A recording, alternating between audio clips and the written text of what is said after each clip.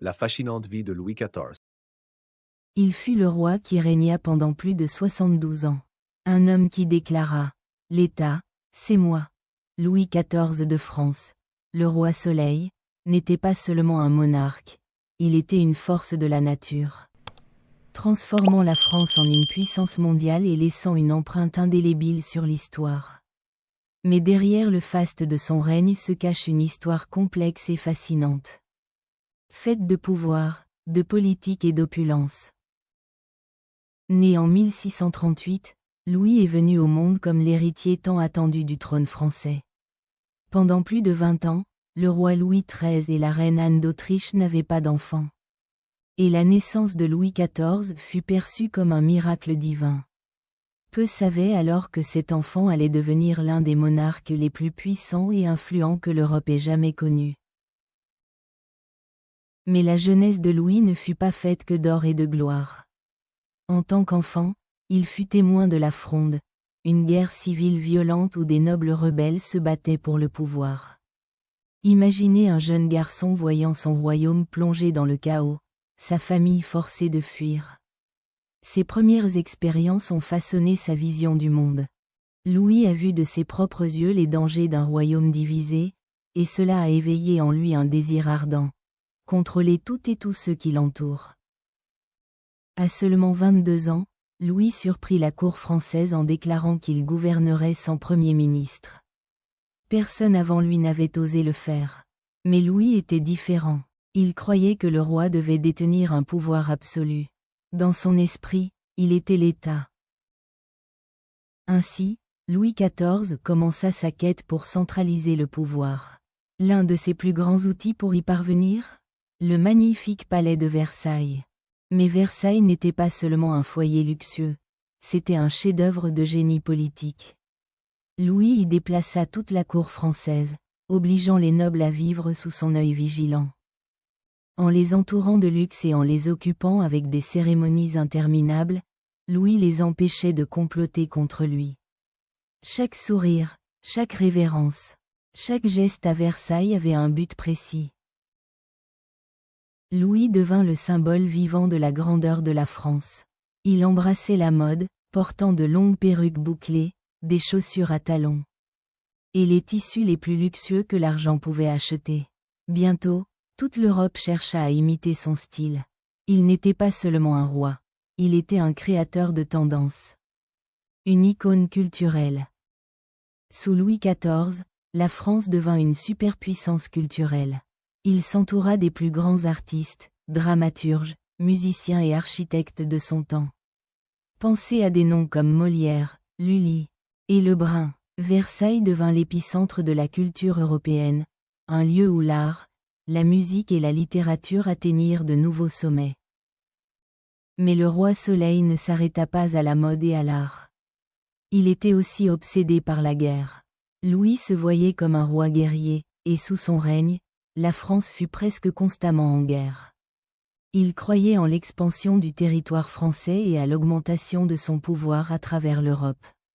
Mais ces guerres avaient un prix, bien qu'il ait remporté certaines batailles. La France se retrouva profondément endettée, et son peuple souffrait sous de lourds impôts. Les politiques religieuses de Louis eurent aussi des effets dévastateurs. En 1685, il révoqua l'édit de Nantes, qui protégeait les protestants en France. Résultat, des milliers de Huguenots fuirent le pays, emportant avec eux leurs compétences et leurs talents. Bien que Louis pensât que cela unifierait la France sous le catholicisme, cela affaiblit en réalité l'économie. Au fil des années, le roi autrefois énergique et charismatique vieillit. Il avait régné plus longtemps que la plupart des gens ne vivaient à l'époque. Le palais qu'il avait construit était plus grandiose que tous les autres en Europe, mais le fardeau des guerres constantes, des impôts lourds et des rivalités politiques commença à peser sur la France. Louis voyait son royaume autrefois glorieux commencer à se fissurer sous la pression de son règne. Le 1er septembre 1715, Louis XIV s'éteint, quelques jours avant son 77e anniversaire. Il avait survécu à presque tous ceux qu'il connaissait, y compris ses propres enfants. Son règne avait été brillant, mais aussi lourd de conséquences. Il laissait derrière lui un héritage qui allait façonner la France pour des générations. L'histoire de Louis XIV est celle d'une ambition, d'un pouvoir et d'une transformation. Il est devenu l'incarnation de la monarchie absolue, connu à jamais comme le Roi Soleil, le monarque qui a illuminé le monde mais a aussi projeté de longues ombres sur son royaume. Sa vie nous enseigne les complexités du leadership, le prix de la gloire, et l'impact durable de la vision d'un seul homme.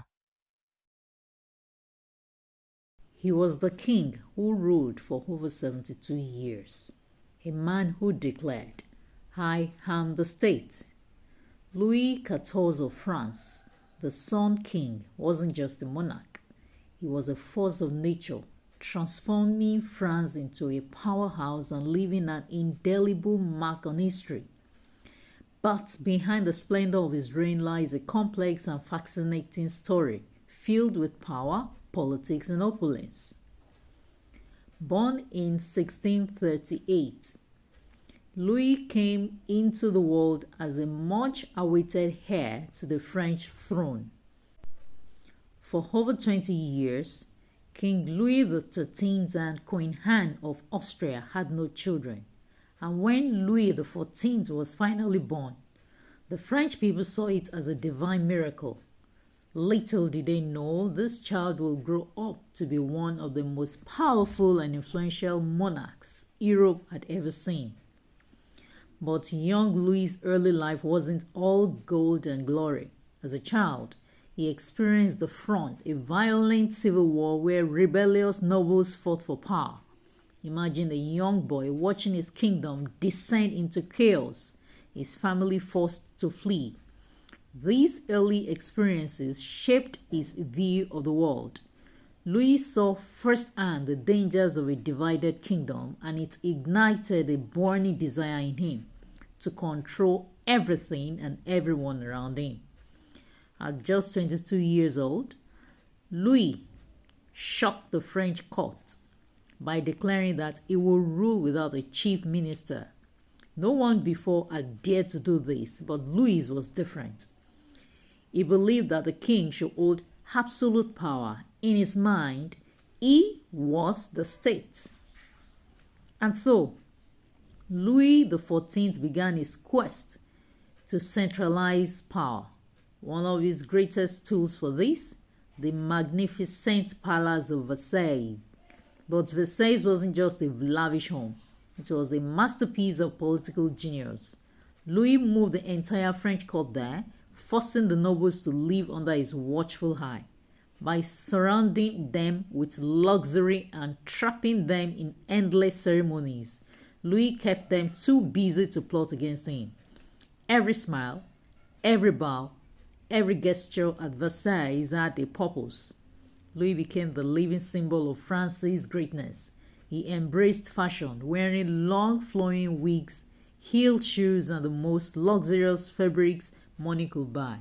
Soon, all of Europe was trying to imitate his style. He wasn't just a king, he was a trendsetter, a cultural icon. Under Louis XIV, France blossomed into a cultural superpower. He surrounded himself with the greatest artists, playwrights, musicians, and architects of his time. Think of the names like Molière, Lully, and Lebrun. Versailles became the epicenter of European culture, a place where art, music, and literature reached new heights. But the Sun King didn't stop at fashion and art. He was also obsessed with war. Louis saw himself as a warrior king, and under his reign, France was almost constantly at war. He believed in expanding French territory and increasing his power across Europe. But these wars came at a cost. Although he won some battles, France was left deeply in debt and its people suffered under heavy taxes. Louis' religious policies also had devastating effects. In 1685, he revoked the Edict of Nantes, which had protected Protestants in France. As a result, thousands of Huguenots fled the country, taking their skills and talents with them. While Louis believed this would unify France under Catholicism, it only weakened the economy. As the years passed, the once energetic and charismatic king grew older. He outlived longer than most people lived. The palace he built was grander than any in Europe, but the burden of constant wars, heavy taxes, and political rivalries began to weigh on France. Louis saw his once glorious kingdom begin to crack under the pressures of his reign. On September 1st, 1715, Louis XIV passed away, just days before his 77th birthday. He had outlived almost everyone he knew, including his own children. His reign had been one of brilliance, but also one of burden. He left behind a legacy that will shape France for generations. Louis XIV's story is one of ambition, power, and transformation. He became the embodiment of absolute monarchy, forever known as the Sun King, the monarch who lit up the world but cast long shadows over his kingdom. His life teaches us about the complexities of leadership, the price of glory, and the enduring impact of one man's vision. 1. Pourquoi la naissance de Louis XIV a-t-elle été considérée comme un miracle par les Français? 2. Comment les événements de la Fronde ont-ils influencé la vision du pouvoir de Louis XIV? 3. Quel rôle le palais de Versailles a-t-il joué dans la centralisation du pouvoir par Louis XIV?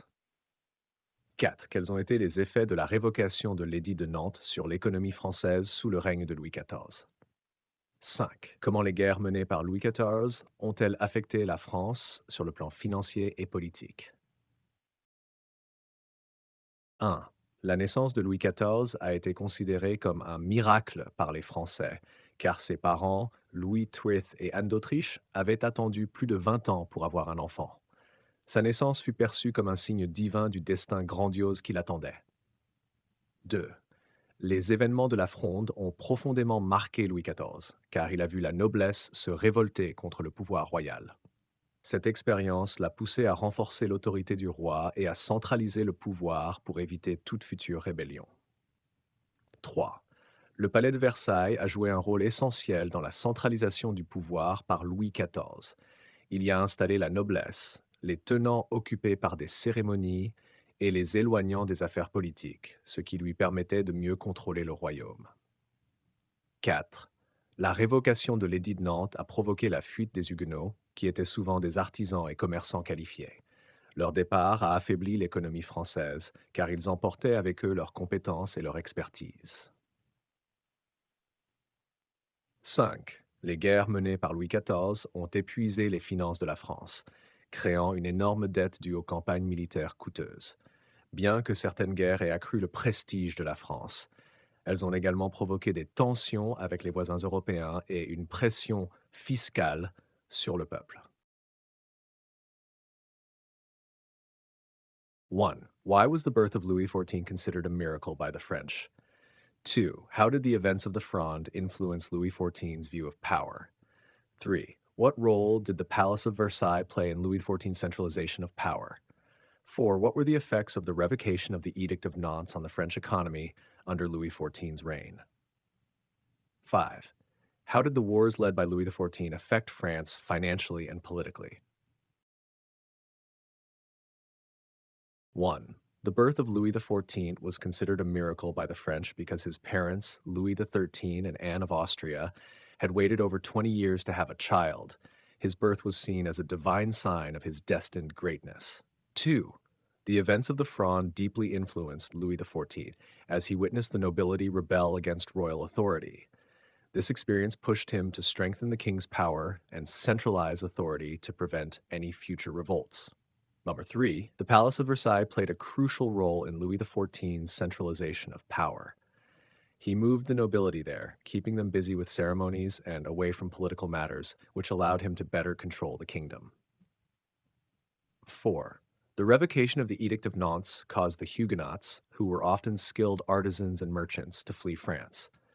Their departure weakened the French economy, as they took their skills and expertise with them.